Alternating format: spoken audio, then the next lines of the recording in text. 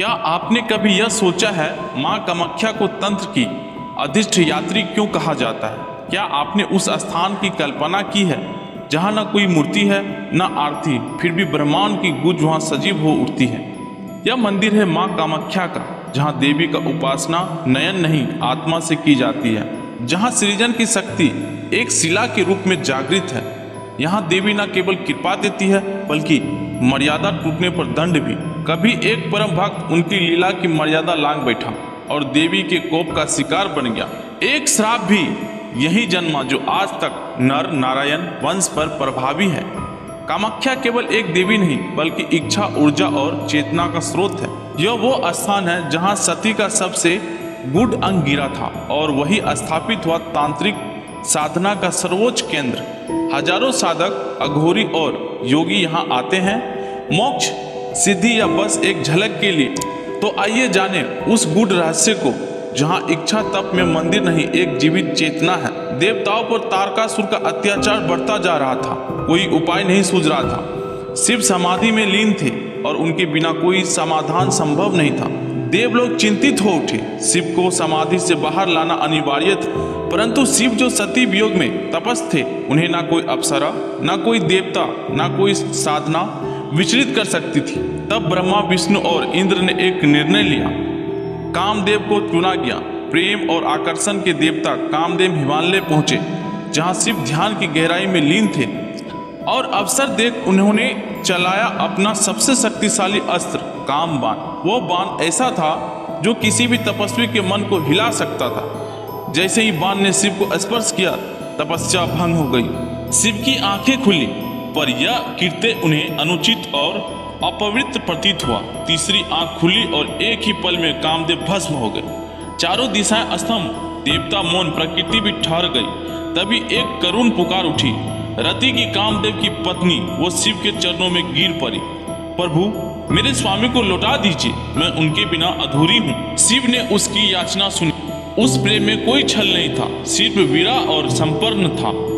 शिव बोले, कामदेव पुनः जन्म लेंगे, परंतु इस बार वे अनंग होगा, बिना शरीर के। समय बीतता और कामदेव ने पुनः जन्म लिया, लेकिन यह जन्म पहले जैसा निष्कलंक नहीं था।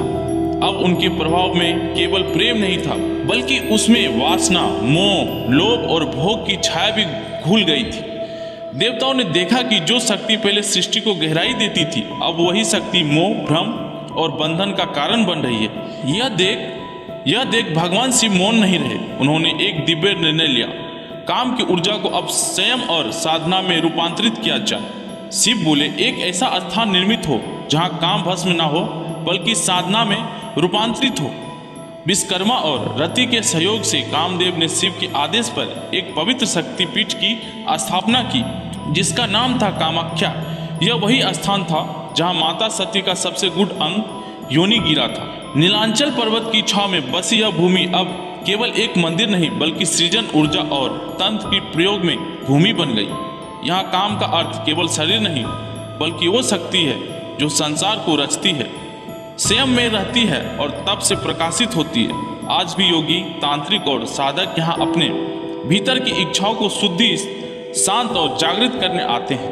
काम यदि मर्दित हो तो सृजन है, और यदि अनियंत्रित हो जाए तो विनाश है। यही कामाख्या की आत्मा है। शिव का कामदेव का भस्म करना और फिर उसी शक्ति को कामाख्या के रूप में शुद्ध और साधनीय बनाना, यही दर्शाता है कि संहारक वही है जो सृष्टि को नया अर्थ भी देता है, और सृष्टि के संतुलन में विष्णु सदैव सहयोगी बनते हैं। यह कथा केवल इतिहास नहीं, यह चेतना है जो हर युग में बताती है कि सृजन तभी पवित्र है जब उसमें संयम और संतुलन हो।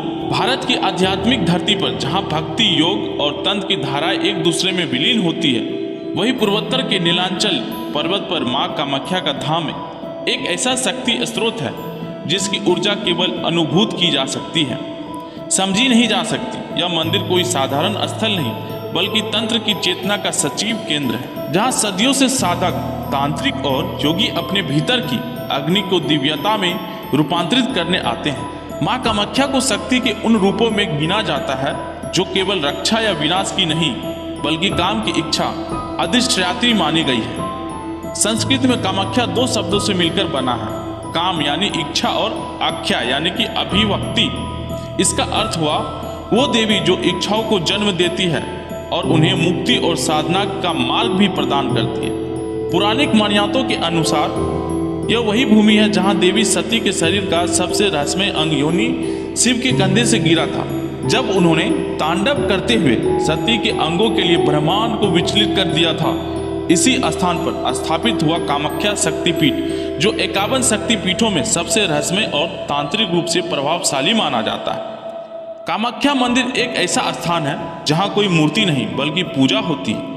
प्राकृतिक गुफा में स्थित एक जीवित योनि शिला की जो सदैव जल से अभिसंचित रहती है। इस जलधारा को ब्रह्मपुत्र की गुप्त शाखा माना जाता है। यह शिला सिर्फ पत्थर नहीं बल्कि सृजन की जीवित चेतना है जो इच्छा को जन्म देती है और उसे साधना के माध्यम से मुक्ति में रूपांतरित कर देती है। तंत्र शास्त्र के अनुसार योनि केवल शरीर का अंग नहीं बल्कि वो शक्ति है जो सृष्टि की धुरी को चलाती है, जो जन्म देती है और मृत्यु के पार चेतना को पहुंचाती है। माँ कामाख्या उसी जागृत ऊर्जा की जीवित मूर्ति है। यह वही स्थान है जहाँ साधक अपनी अहंकार की परतें गलाकार शक्ति से एकात्म हो जाते हैं। कहा जाता है कि इस योनि शिला पर कुछ ऐसे गुड़ चिन्ह हैं जो केवल अनुभवी तांत्रिक को ही दिखाई देता है, वो भी केवल विशिष्ट अनुष्ठानों में। यहाँ उनके गुप्त शमशान साधना स्थलों का उल्लेख मिलता है जहाँ केवल अघोरी ही रात्रि में प्रवेश कर सकते हैं। यह साधनाएं अत्यंत गोपनीय होती है और साधक को जीवन और मृत्यु के पार की अनुभूति कराती है। कामाख्या कोई साधारण मंदिर नहीं, यह एक जीवित शक्ति क्षेत्र है जहाँ शक्ति, श्राप और वरदान की कथाएं आज भी जीवित है। इन्हीं में से एक कथा जुड़ी है केदु कलई में। माँ कामाख्या के परम भक्त और तांत्रिक पूजा के संरक्षक से रात्रि में जब मंदिर के कपाट बंद हो जाते तब माँ नग्न रूप से तांत्रिक नृत्य करती थी। केदु कलई आंखों पर पट्टी बांधकर स्तुति करते ताकि देवी की मर्यादा बनी रहे। एक दिन एक माँ मृत बच्ची को लेकर आई। उसकी श्रद्धा ने केदु कलाई को माँ से विनती करने का बाध्य किया। उन्होंने बच्ची को योनि शिला पर रखा और गहराई से प्रार्थना की, माँ कृपा करे इसे जीवन दे। जब केंद्र कलई ने माँ से बच्ची के जीवन के लिए प्रार्थना की, देवी ने उसकी पुकार सुन ली। कुछ ही क्षणों में वो मृत बालिका फिर से चेतन हो उठी। यह चमत्कार नगर में फैल गया और राजा नर नारायण तक भी पहुंचा। राजा ने माँ कामाख्या के चमत्कार से प्रभावित होकर स्वयं उनके दिव्य रूप के दर्शन की जिद ठान ली। कहा गया कि देवी रात्रि में ही प्रकट होती है जब पुजारी आंखों पर पट्टी बांधकर पूजा करते हैं, परंतु राजा ने दबाव बनाया। केंदु कई ने भारी मन से अनुमति दी, पर शर्त रखी कि दर्शन गुप्त रूप से होंगे। मंदिर के गर्भगृह में एक छोटा छिद्र बनाया गया। केंदु कई ने जैसे ही स्तुति आरंभ की, माँ कामाख्या प्रकट हुई, नग्न रूप में नृत्य करती हुई, जो ब्रह्मांडीय ऊर्जा को प्रतीक था। पर देवी को तुरंत आभास हुआ कि कोई उन्हें छुप कर देख रहा है। मर्यादा टूटी थी, क्रोध से अग्नि की लपट उठी और राजा नर नारायण वहीं भस्म हो गए। देवी ने केंदु कलई को भी दोषी पाया। उनकी सहमति भी इस मर्यादा भंग में सम्मिलित था। कुछ परंपराओं में कहा गया है कि उनका सिर काटा गया, तो कुछ में उन्हें शापित मूर्ति में बदलने का वर्णन है। माँ ने श्राप दिया, नर नारायण वंश की कोई भी पुरुष इस भूमि पर पग नहीं रखेगा। आज भी उस वंश के लोग आंखों पर पट्टी या छत्र के साथ वहां से गुजरते हैं। यह कथा केवल दंड की नहीं, श्रद्धा, मर्यादा और आत्मचेतना का भी गाथा है।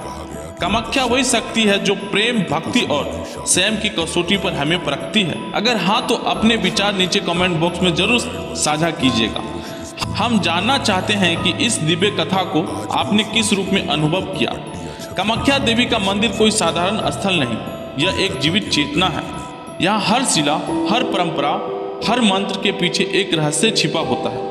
कुछ कथाएं कही जाती है और कुछ अभी इस संसार से छिपी हुई है, और यह तो बस शुरुआत है। जैसे ही आपको स्नेह और समर्थन मिलेगा, हम माँ की कृपा से अगली कड़ी लेकर फिर लौटेंगे। अगर यह वीडियो आपको ज्ञान, रोमांच और चेतना से भर पाया है तो कृपया लाइक करें, शेयर करें, सब्सक्राइब जरूर करें ताकि अगली कथा आपसे छूट ना जाए।